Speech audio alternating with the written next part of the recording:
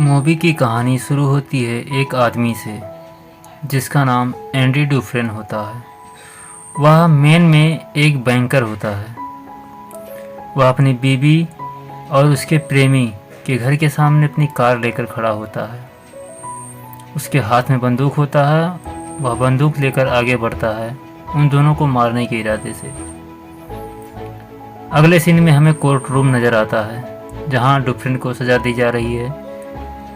उसे डबल उम्र कैद की सज़ा दी जाती है। डुफ्रेन जेल चला जाता है जिस जेल का नाम शशांक होता है। इस जेल से आज तक कोई भी कैदी भाग नहीं पाया था। शुरुआत के कुछ दिन बहुत बुरे हालात में बीतते हैं। उसके बाद वो जेल का आदी हो जाता है।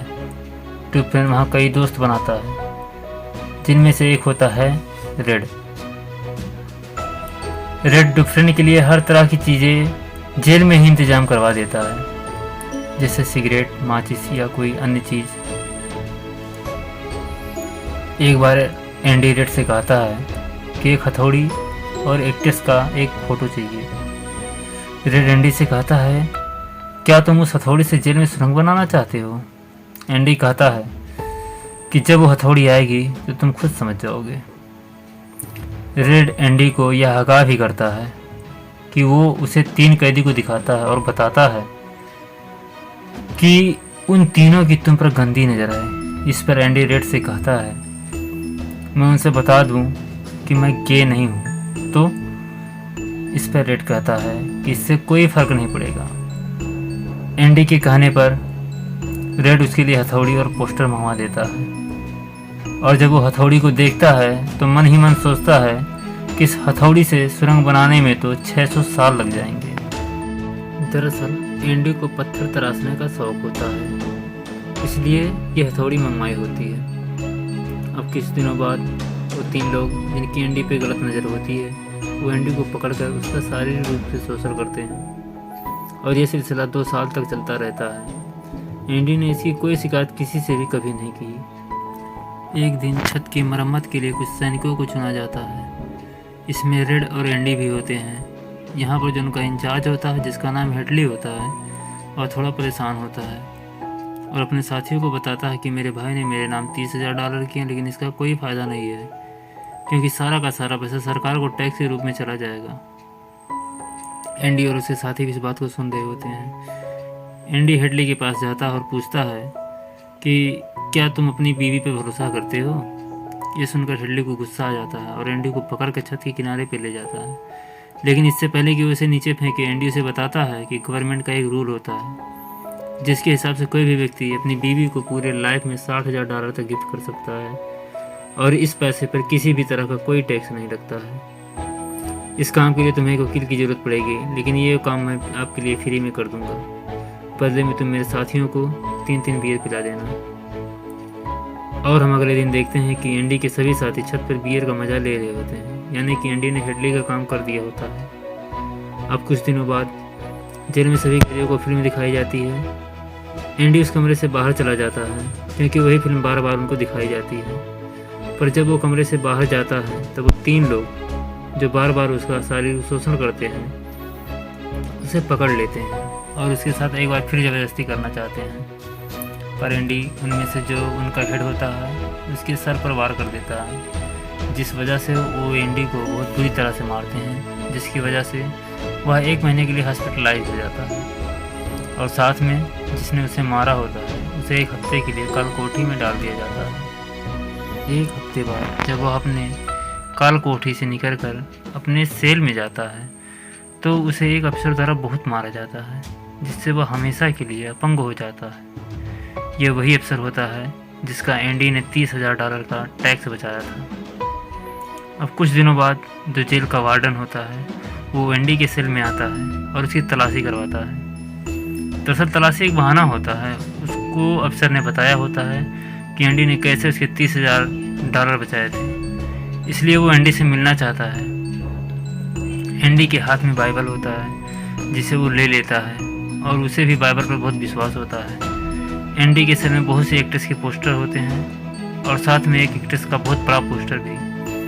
वार्डन एंडी से कहता है कि वो वैसे ही इन सब चीज़ों की इजाज़त नहीं देता है, लेकिन कभी कभी नज़रअंदाज भी किया जा सकता है। वार्डन एंडी से बहुत इम्प्रेस होता है और उसे असिस्टेंट लाइब्रेरियन बना देता है। लाइब्रेरी में एक बूढ़ा आदमी होता है जिसका नाम ब्रुक्स होता है। वह कई सालों से लाइब्रेरी को संभाल रहा होता है। एंडी को इसी के अंडर काम करना होता है। साथ ही एंडी सभी अफसरों के ITR भी भरना शुरू कर देता है, और जब काम ज़्यादा बढ़ जाता है तो वह अपना असिस्टेंट अपने दोस्त टेड को बना लेता है। और एक दिन लाइब्रेरी में जो बूढ़ा आदमी होता है वह एक कैदी को जान से मारने वाला होता है, क्योंकि सरकार ने उसकी सज़ा माफ़ कर दी थी और वो बाहर नहीं जाना चाहता था। फिर खून के इल्ज़ाम में वहीं रहना चाहता था। आज उसे इस जेल में 50 साल हो चुके थे, लेकिन एंडी और रेड की समझाने पर बूढ़ा आदमी उसे छोड़ देता है।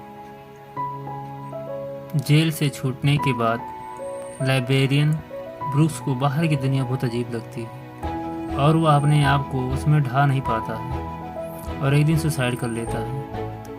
वहीं जेल में दिखाया जाता है कि वहाँ के कैदियों से बाहर ले जाकर बहुत ही सस्ते मजदूरी में काम करवाया जाता है, जिससे वार्डन को बहुत सारे कॉन्टेक्ट मिल जाते हैं। वार्डन बहुत सारे पैसे बना लेता है, पर यह पैसा ब्लैक का होता है। एंडी इसमें उसकी मदद करता है और उसका पार्टनर एक ऐसे आदमी को बनाता है जो कि इस दुनिया में है ही नहीं। वो लोग एक नाम से फर्जी डॉक्यूमेंट बनाते हैं और उस खाते में सारा का सारा पैसा ट्रांसफ़र कर देते हैं, ताकि जब इस पैसे के बारे में पुलिस को पता चले तो वो एक ऐसे आदमी को ढूंढे जो इस दुनिया में पैदा ही नहीं हुआ है।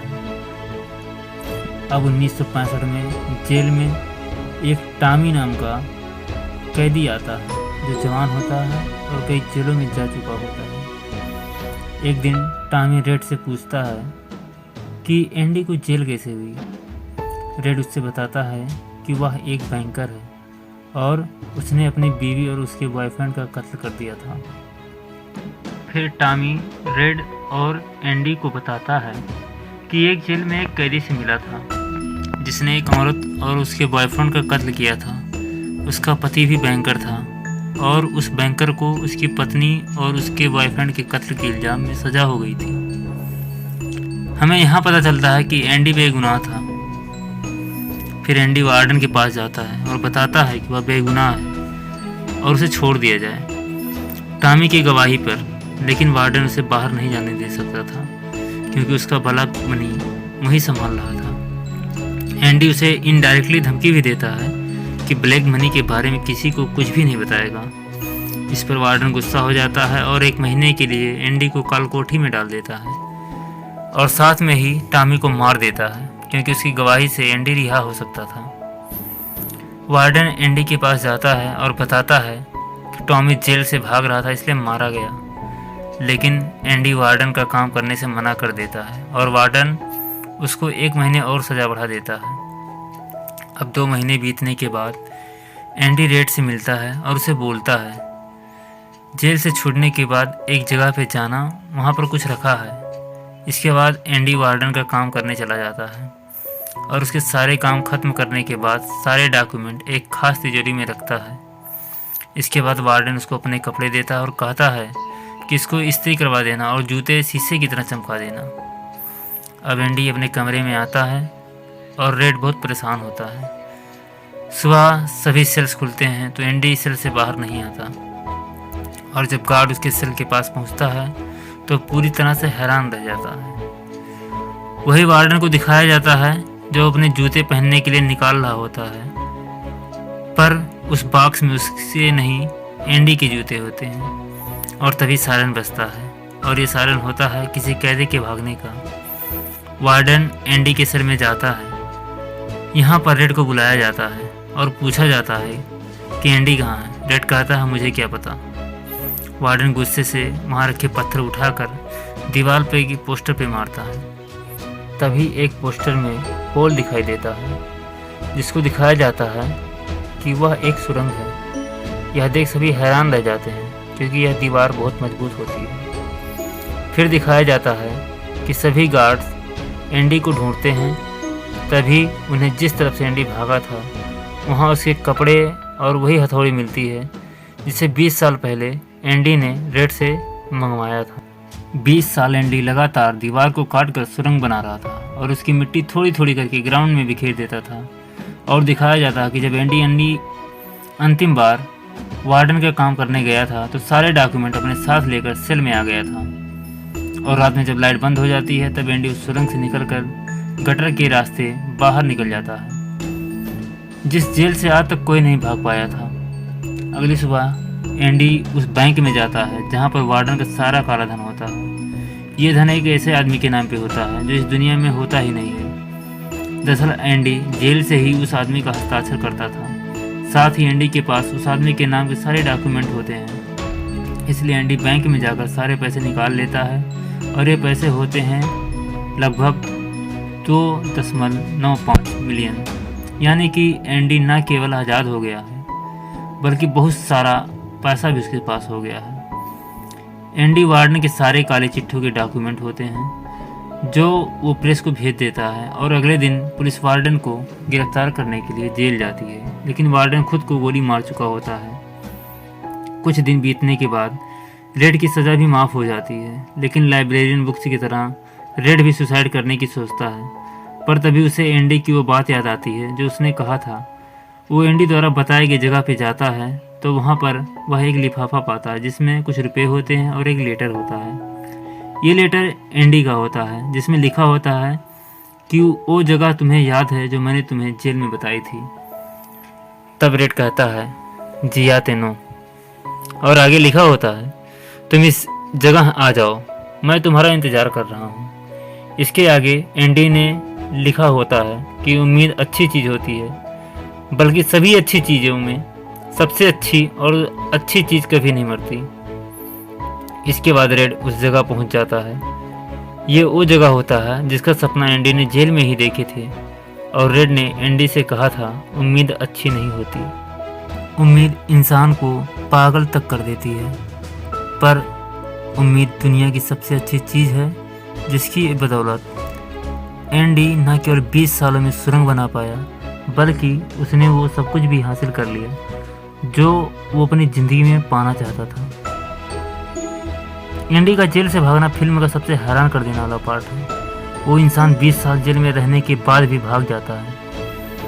वो इसलिए नहीं भागता क्योंकि वो बाकी कैदियों से ज़्यादा अक्लमंद, बल्कि वो इसलिए भागता है क्योंकि वो जानता है कि उम्मीद ज़िंदगी में सिर्फ अच्छी नहीं बल्कि बहुत अच्छी चीज़ है। दरअसल एंडी को पत्थर